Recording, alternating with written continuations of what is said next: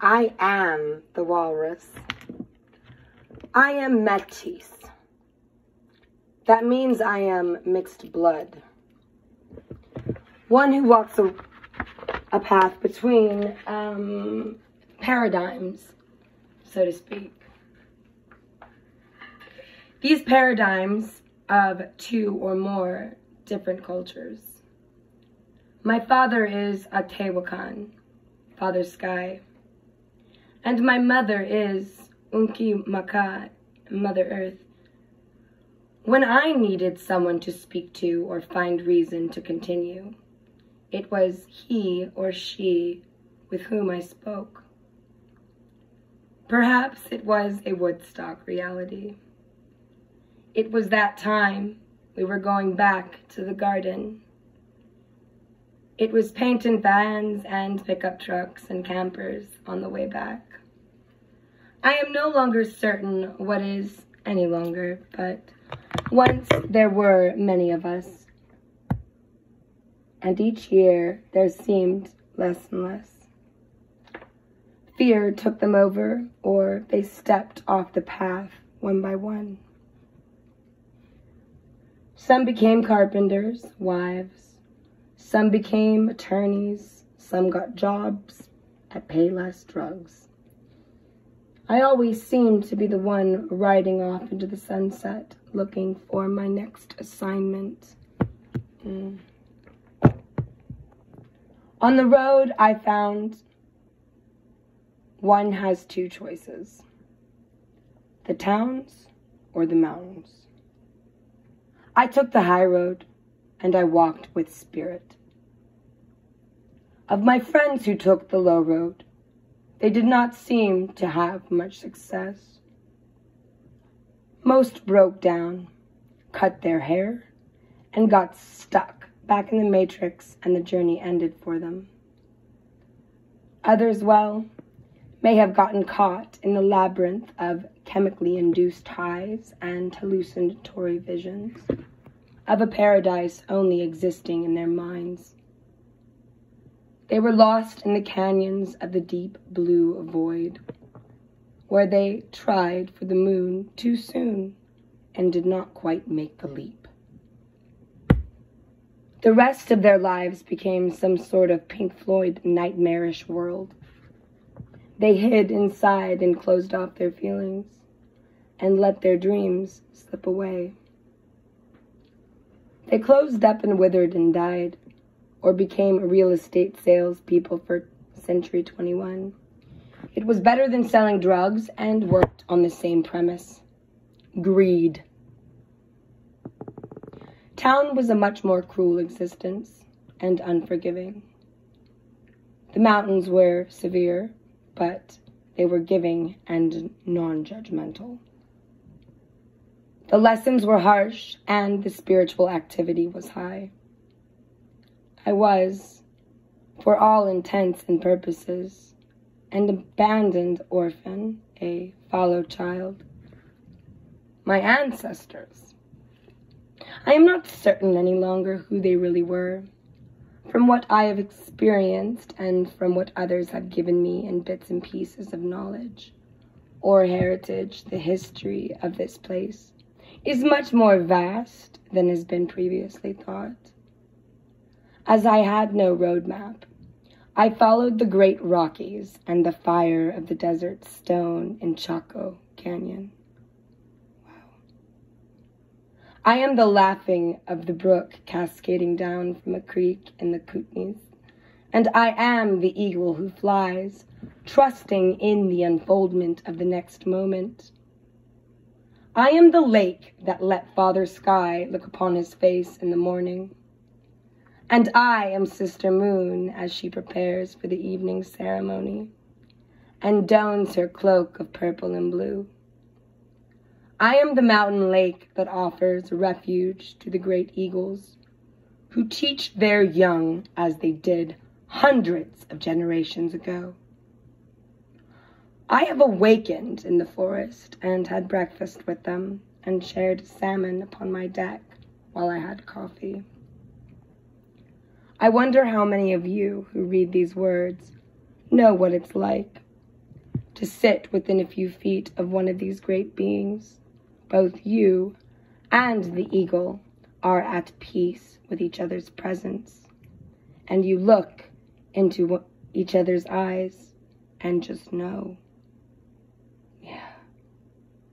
The energy that comes from their living spirit when they are willing to be close to you is like being close to a dragon. Anyone seen Avatar? The energy that comes from their living spirit when they are willing to be close to you is like being close to a dragon. It is a fabulous way to describe locking eyes with eagles. This is the best way I can explain it. Can you remember that feeling? Or did you think it was only a child's story? So far from a child's story. It's an interesting, I guess you could call it an analogy. I'm not sure. I'm tired. But a child's story is closest to the truth. There is magic in the mundane. I have learned things about my two-legged ancestors from the pieces I have found, which they left behind so that I would know. They had swords, and they wore leather, and some wore armor. They wore skins and danced with the spirits. They wore feathers and sandals, as well as shoes and moccasins. And fine silk, yes, here in America long ago. Some were very tall, and I emphasize very tall. Some lived in pueblos and others rode upon elephants. We were told in the messages that they left behind, yes, that happened here in America and not some far-off land. I see the world through the eyes of my ancestors. I can feel them feeling through me, realizing through me. The veils that separate the worlds are thinning. They're so thin. The veils have lifted. We're really getting checked on how we're living collectively. Those who still have spirit, stay strong. And in many ways, I fit neither into their world, meaning the world of past. Neither am I a part of this present world of material madness. To me, this corporate society is alien to this earth I love so deeply, as alien as the English language. The native people today, in many ways, are as lost as anyone else, and some are as close as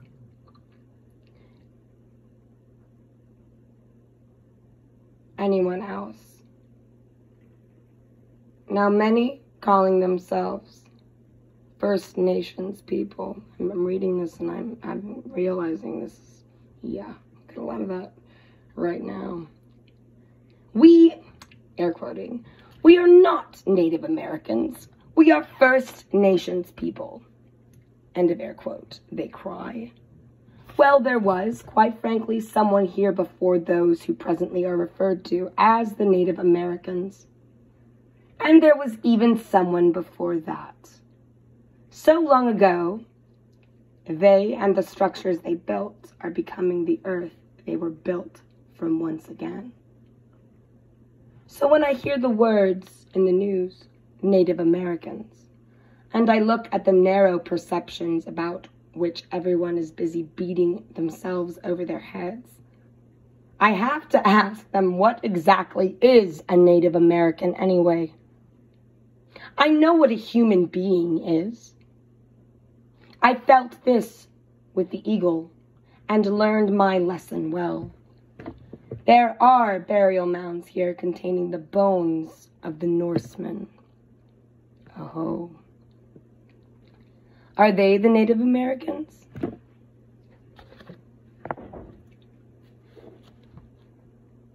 There are burial chambers I have seen holding the bones of Syrians, and those grays, I'm going to try to pronounce the star system, Betelgeuse,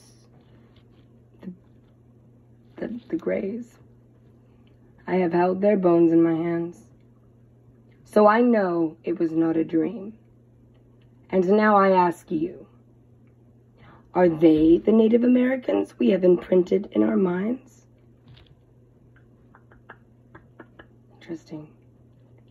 I have touched the carvings of ancient Egyptians in New Mexico and Arizona deserts, in Colorado and in Illinois. I stood in awe of carvings of Horus and Ra that towered over me, carved in the fire, pink stone of desert caves. Those who carved these effigies, perhaps they were Native Americans. I have seen with my own eyes bodies that were 10 and 12 feet in height, buried in crypts wearing armor, draped in silk and cotton cloth, and carrying huge, broad swords. Were these Native Americans? Conventional history says they could not be, but there are things historians have neglected to include in the books we were taught from back in school. Oy. The family who raised me as a boy was here for at least 3 generations. Were they Native Americans? Therefore, I would say this unto you. It's a word games causing the problems with knowing who we are. And in our relationships as well. We need a new term, or we need to broaden the reality spectrum of the old perceptions and whom it encompasses. These are new times, and they call for newly expanded realizations. Our awareness of reality as a humanity has grown considerably in the past 100 years, and at a very accelerated rate.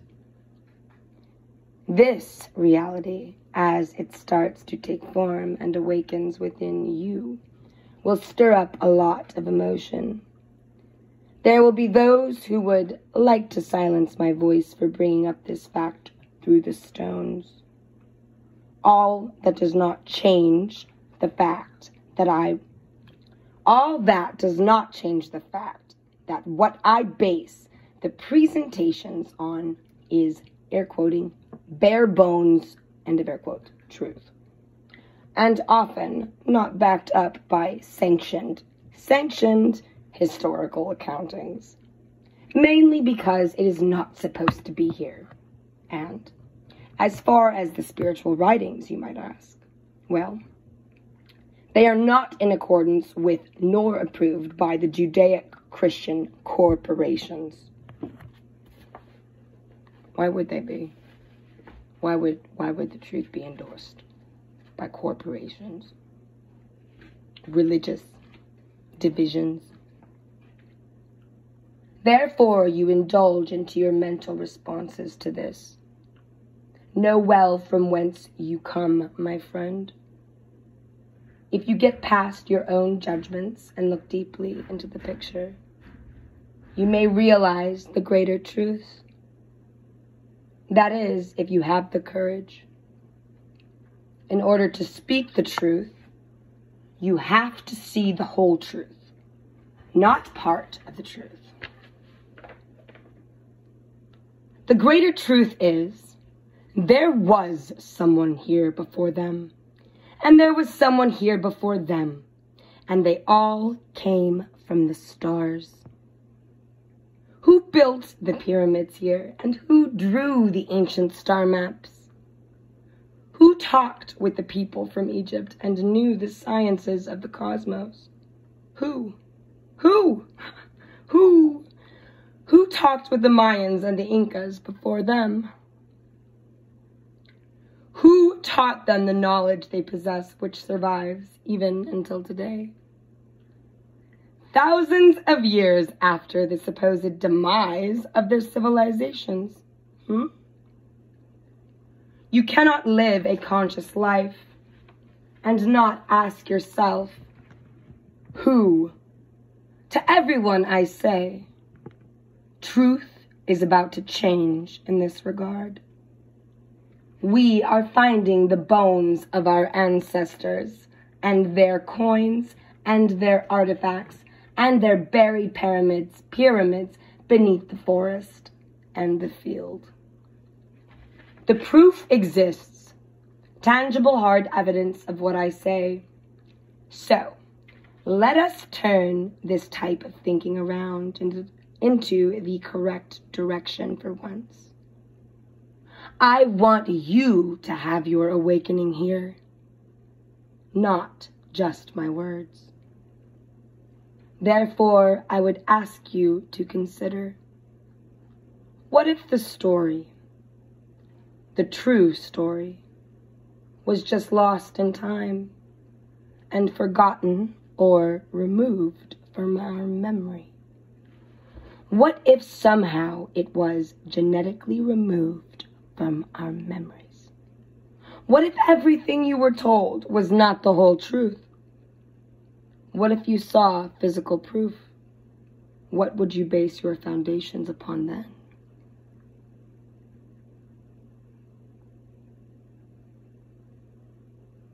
In the Kesh Alakin. Aho.